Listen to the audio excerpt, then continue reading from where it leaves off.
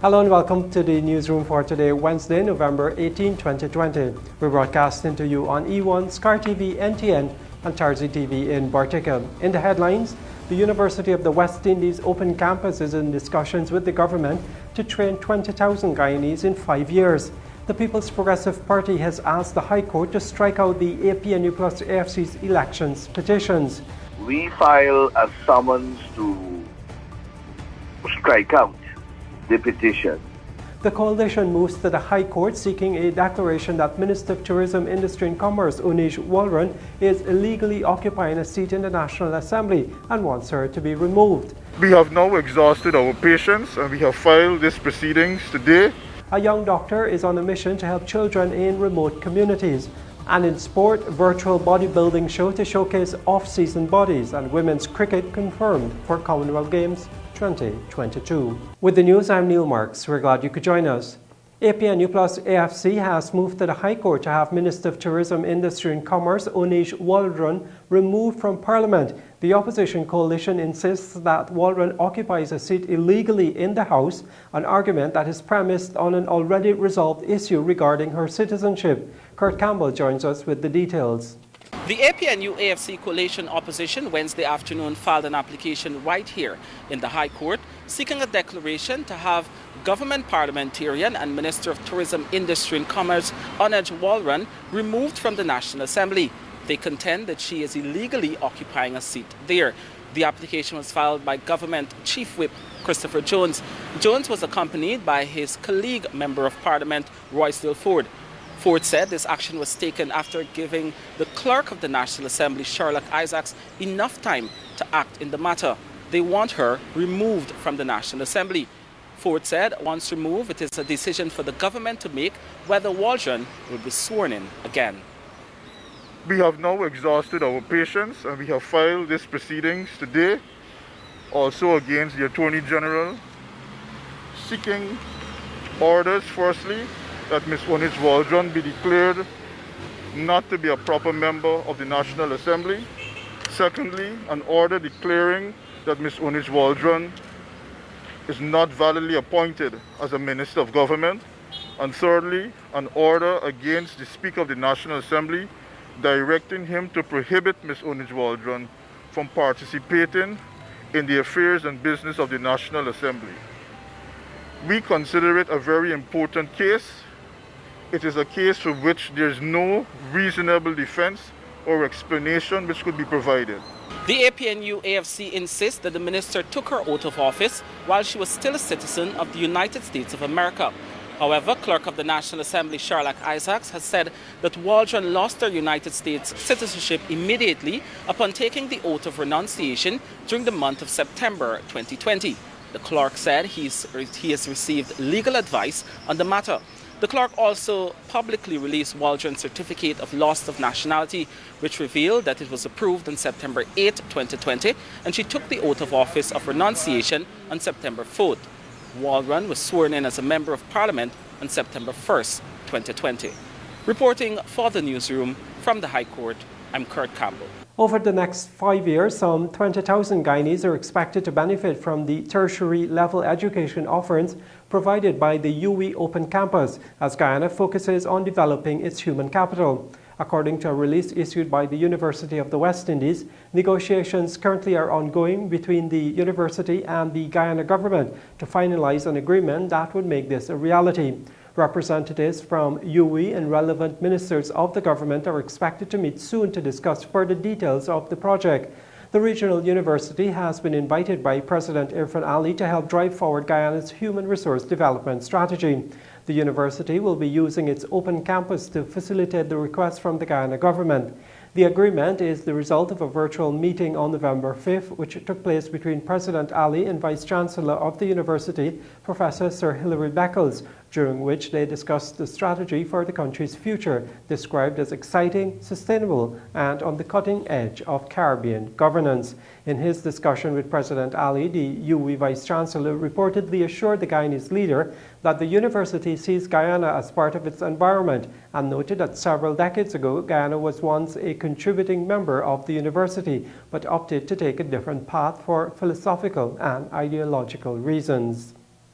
Respondent in the APNU plus AFC elections petition case for the People's Progressive Party, Vice President Bharat Jagdeo, has filed a summons through his attorneys asking the High Court to strike out the petitions.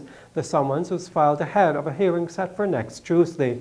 Kurt Campbell reports.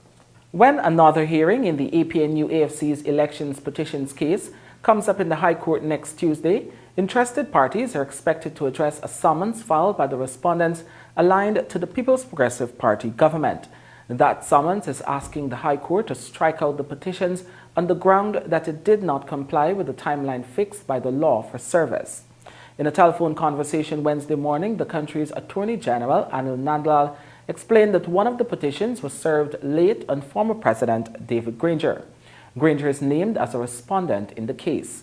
What is interesting is that this particular observation was initially made during the case management hearing on October 22nd by Chief Justice Acting Roxanne George. The Chief Justice had said then that the former president was served late. Granger was served on September 25, although he should have been served 5 business days after the petition was filed on September 15. Meanwhile, Nandlal said the other ground on which the court is being asked to strike out the petition is premised on a defective affidavit filed by the coalition. We file a summons to strike out the petition on the ground that it did not comply with the timeline fixed by the law for service. The petition was served late. One of the petitions was served late on respondent David Granger, clearly outside of the time.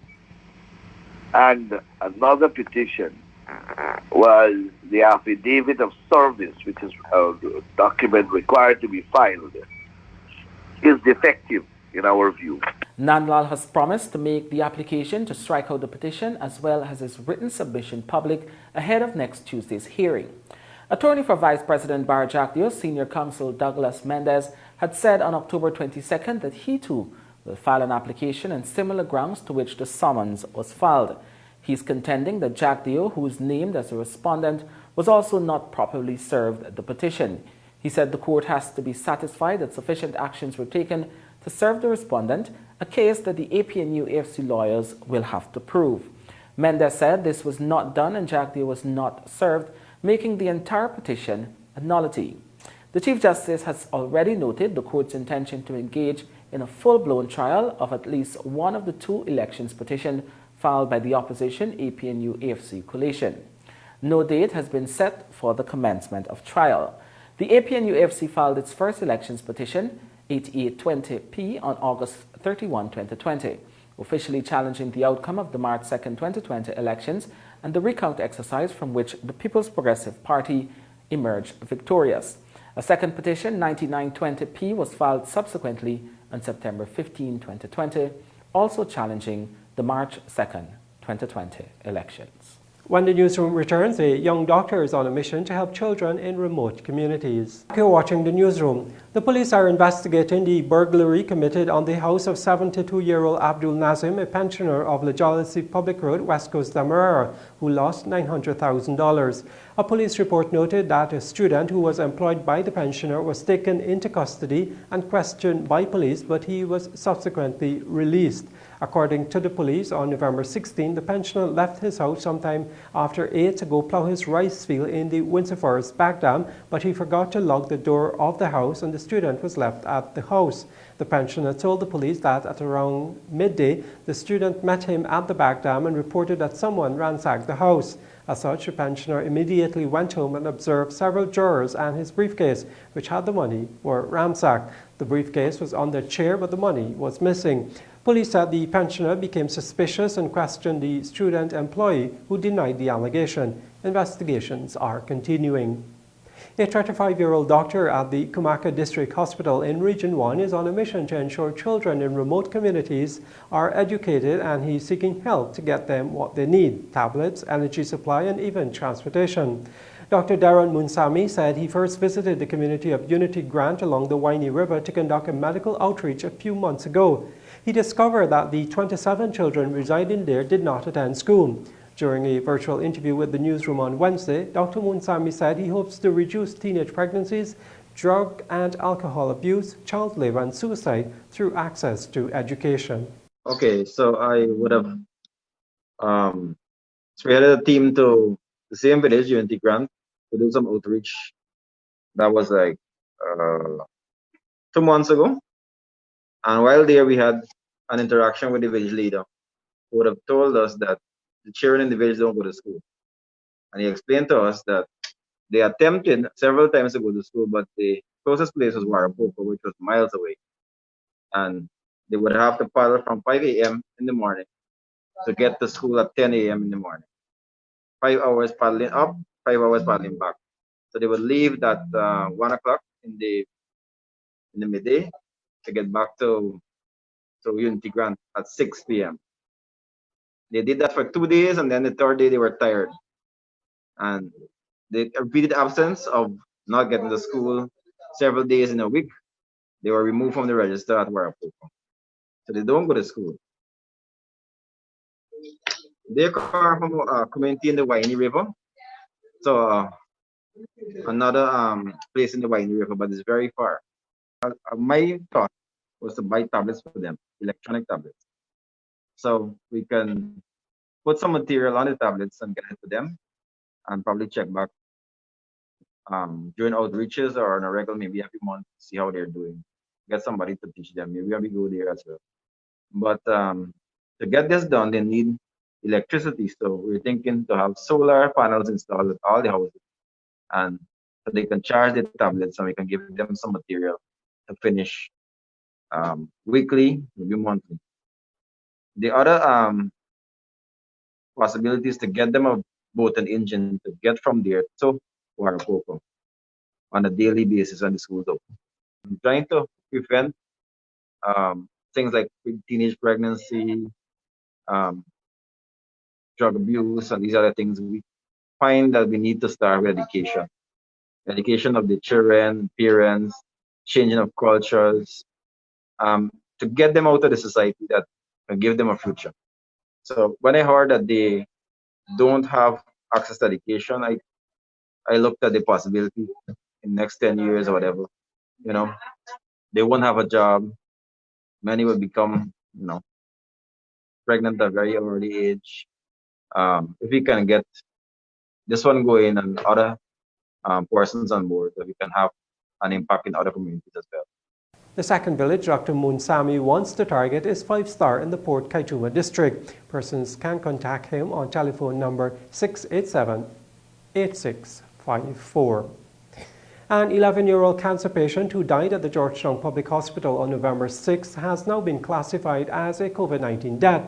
The girl of Grove, East Bank, Demerara had tested positive for the virus before she died, but was not classified by the Minister of Health as a COVID-19 fatality because she was rushed to the hospital with complications related to cancer and because she was not showing any symptoms of the virus. She was admitted to the regular intensive care unit on November 4, where she was undergoing treatment for leukemia, a cancer of the blood, the Minister of Health revealed in a statement Tuesday night. As a precaution, she was swabbed for COVID-19 on November 5th, and the results came back positive. She died the next day in the ICU. Chief Medical Officer Dr. Narain Singh, in a statement from the ministry, explained that the reclassification is in keeping with the protocols established by the World Health Organization, the WHO. The section of the WHO guidelines relating to the classification of deaths states that a death due to COVID-19 is defined for surveillance purposes as a death resulting from a clinically compatible illness in a probable or confirmed COVID-19 case, unless there is a clear alternative cause of death that cannot be related to COVID disease. According to the WHO guidelines, since the child's death was not caused by COVID-19, but she was COVID-19 positive at the time of death, it is to be recorded as a COVID-19 related death. This would mean that the 11-year-old girl is the youngest to die from the novel coronavirus in Guyana. Meanwhile, a 66-year-old man of Region 3 has died from COVID-19, taking Guyana's overall death toll to 142. The Ministry of Health said he died while receiving care at a medical facility. He is the 16th person to die from the disease this month thus far. Still ahead on the newsroom, the indigenous community of Warapoka wants to go on a lockdown and 32 students test positive for COVID-19 since schools reopened. You're watching the newsroom. 26 Haitian nationals who were recently intercepted in an alleged trafficking in persons ring have claimed that they entered Guyana legally. They provided several immigration slips to prove their case. The newsroom understands that the nationals are being held at the Hugo Chavez Rehabilitation Center at Onvoak, West Coast Berbice. There, they made a video claiming they are being mistreated and are not being provided with food and water. In the video, the nationals pleaded for help. The Ministry of Home Affairs, in a statement last week, said 10 males, 9 females, and 7 children were intercepted in a city hotel and in a minibus on the Linden-Mabura Road. When contacted on Wednesday, Public Relations Officer at the Ministry of Home Affairs, Mary Adams, said the claims by the Haitian nationals are being investigated, but she could not disclose further information due to the nature of the investigation. The indigenous community of Warapoka in Region 1 has requested to go on a 2-week lockdown after several residents, including a pregnant mother, a health worker, teachers, and students tested positive for COVID-19. There are 23 positive cases in the village. The Tushao, Alan Henry, told the newsroom during a telephone interview that 2 cooks assigned to the school feeding program also tested positive. Lockdowns are usually instituted by the Ministry of Health, but the Village Council, in a letter to the Minister of Health, Dr. Frank Anthony, and officials of the Regional Democratic Council, has requested a voluntary lockdown from November 23rd to December 7. Well, we need a lot of assistance in here. Once we go on this lockdown, because our letter stated that from Monday coming, from this Monday coming. Yes, for 2 weeks, for 14 days, yes. For 14 days, we want to go on this lockdown. Why? It's because I don't want this virus to spread, because so far we are here. So the positive is increasing. So what my knowledge is that, my thinking is that I don't want it to spread because it's a dangerous sickness and it's a dangerous virus. So we are here, I could say, because we so far like to get access to like the Comaka District Hospital. It's so difficult to reach out there because we don't have like access like road. We just have like outboard engine to reach across there. So that is the reason why I'm trying to get this virus on control, because we are already so far in this virus in our community here. So it really makes sense that people going in and out. So I decided to do lockdown in here. As a result of increased COVID-19 cases, the Lone Secondary School was not reopened on November 9. Warapoka is located a short distance away from Cabana in Maruca Region 1, which recently saw a spike in COVID-19 cases. The lockdown in Cabana ended this week, and the Ministry of Health is monitoring neighboring communities. Since the reopening of schools for students from grades 10, 11, and 12 on November 9, a total of 32 students have tested positive for COVID-19. But Minister of Health, Dr. Frank Anthony, has said none of them are displaying any symptoms. The minister, in his daily COVID-19 update on Wednesday, said some of the students are being kept at the Diamond Hospital's isolation facility, while others were taken home. They have to isolate for 10 days, after which they can return to school. We found that there were a number of cases, for example, at President's College. But then, as the regional task force that we have, as they've been testing in other dormitories, we have found positive cases. Once we identify a positive child, there are 2 options. If they came in from very far away, their parents were informed, so that the team in that location can do contact tracing and inform those persons who might have been in contact with that child. And of course, to inform the family about the status of the child. That child, if they couldn't go back home, because let's say they're from the interior, we then provided facilities, and in the case of Region 4, we have been able to stay for the duration of 10 days. Most of the cases that we have identified so far with students, they're all mild cases, well, not even mild, but asymptomatic cases, because mild would imply that they have some fever or some other signs or symptoms. All the cases that we've had so far are really asymptomatic. And we only knew that they were positive because we actually did the PCR tests. And so we are monitoring. There are a few students who their parents have opted to take them back home, and we have allowed for that because in our discussions with those parents, we have given them the option of either the child going to an institutional isolation facility, or they can go back home and, of course, observe the guidelines that we have given to them. So I think since we have started this exercise, we've had, I would say, about 32 children that we've identified, but they've all been looked after and they're all being monitored. When the newsroom returns, the financial, weather and bridge reports along with sport.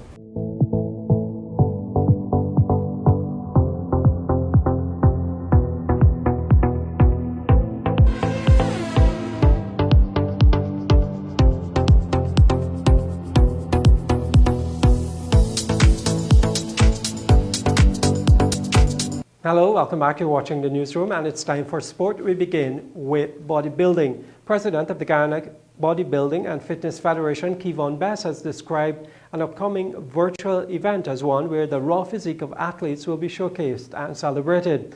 Akeem Green spoke to the president and filed this report. The Federation has teamed up with the Ministry of Culture, Youth and Sport to stage what is dubbed the Resilience Bodybuilding and Fitness Competition, set for December 12, 2020 at the National Culture Center. The event will be done virtually and will be streamed on all popular social media networks. Best said since gyms were closed due to the pandemic, the reopening on November 1st has given athletes some time to prepare and showcase their goods. We appreciate the fact that gyms would have been closed for quite a while and athletes would not have been able to go to gyms and carry out the normal routines. So to be able now, at this point in time, to bring a competition to the athletes, so that this is a celebration of the off-season bodies. And with the gyms now being back up and running, athletes still have some amount of time to go into the gyms and try as much as possible to put in some amount of sharpening to the muscles. But after being away from gyms for such a long time and being away from each other for such a long time, I think the athletes relish the idea of being on stage, competing.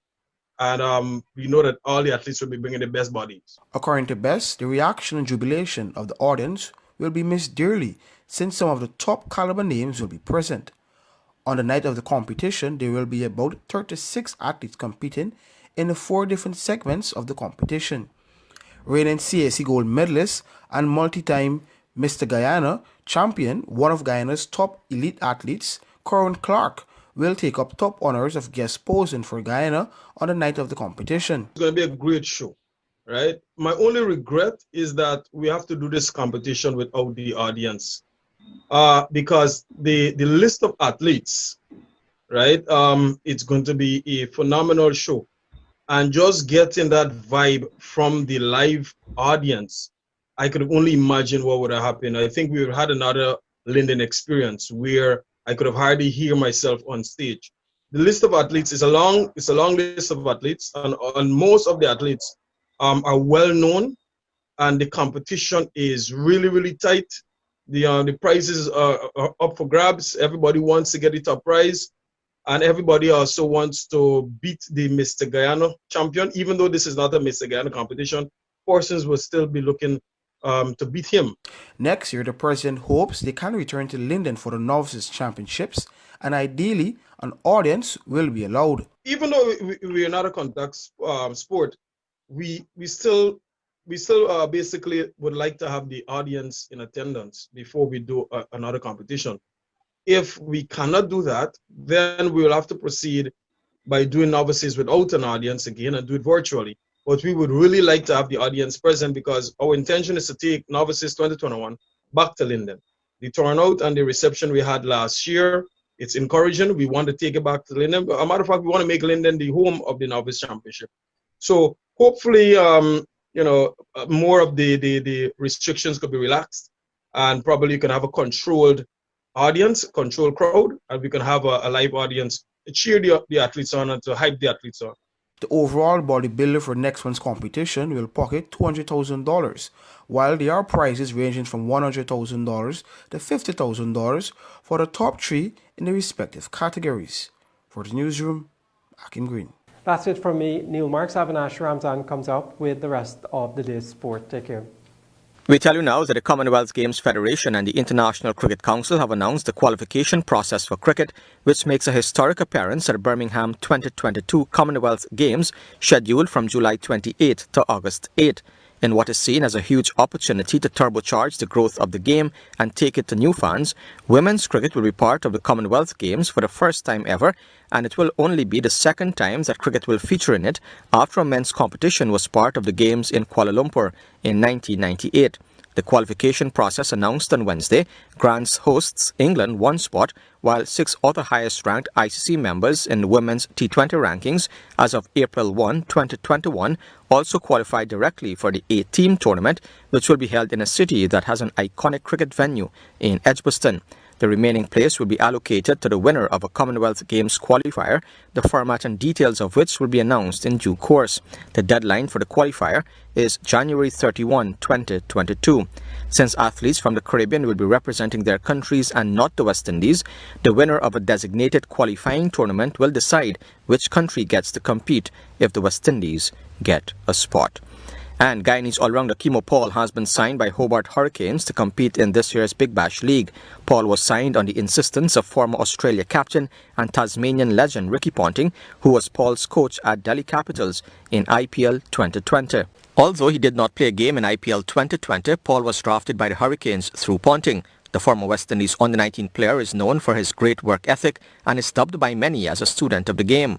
Paul has previously said playing in leagues across the globe is a learning experience as he seeks to develop his international career. Paul, whom the West Indies assistant coach Roddy Estwick described as a player of great talent, has been honing his skills into the limited overs formats with great results, especially with the ball in the death overs.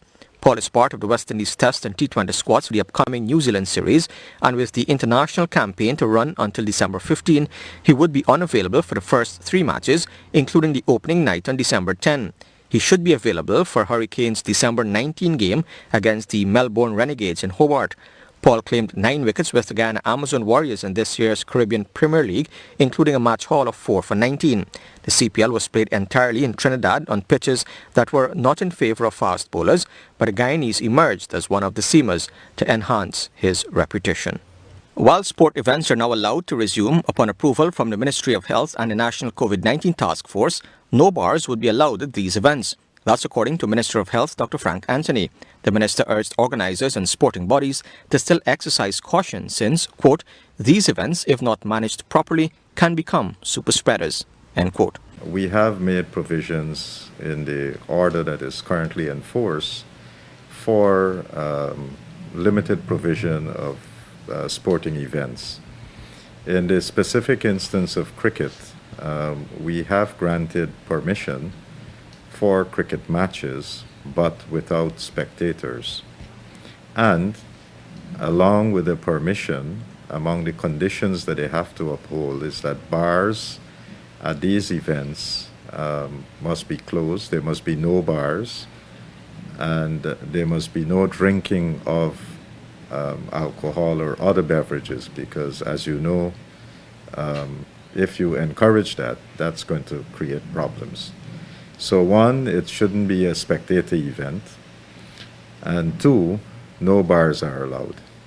So it's very clear. So there are conditions to these events, and as people apply for them, these conditions are made known to them, and the Secretariat would be sending out teams to do random checks, and if they're not in compliance with the stipulations, then we can close the event down. So we are very serious because, you know, these events can, if not managed properly, can become super spreaders, where a lot of people congregate and then they get infected and they can spread the disease. And the reason why we don't want bars at these events, again, when you have to drink, you have to remove your mask, and if somebody is near to you that is positive, you would be exposed to them, and you will get the disease. So we are trying to break that chain of transmission, and the only way we can do that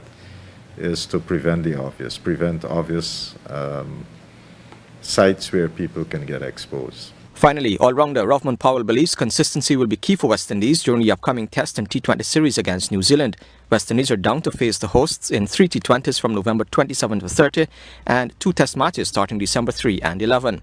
Jamaican Powell, who is part of the T20 squad, said the mood in the camp is pretty good and it's now down to execution of the plans in the upcoming series. First of all, how does it feel to be out of quarantine? It feels good.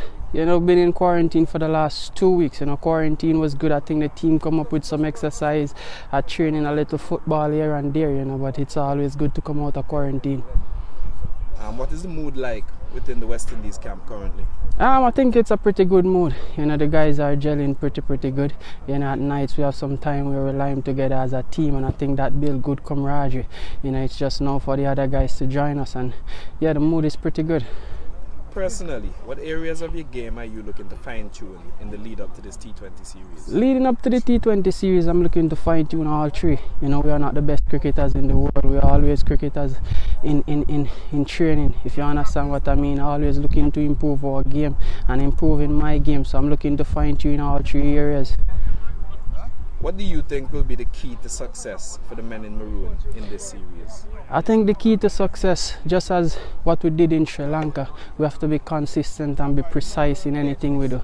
Consistency at the international level is very important, and not just as an individual, not just from an individual perspective, but from a team perspective. We have been a little bit inconsistent here and there. So consistency is definitely what is going to get us this series. You're one of the T20 players who will be staying on to play some first-class cricket here in New Zealand. How much are you looking forward to that experience? And in regards to red ball cricket, what do you hope to achieve in those matches and beyond? Yeah, I'm looking forward to it. Just looking to show my all-round capabilities. Whenever I've been given the ball, to put the ball in the right areas and get wickets. Whenever I'm batting, West Indies need batters who can bat long time. So I'm trying my best to go into those games and bat time, bat for a session, bat for 2 sessions. And what would be your message to the people back home rallying behind the men in maroon?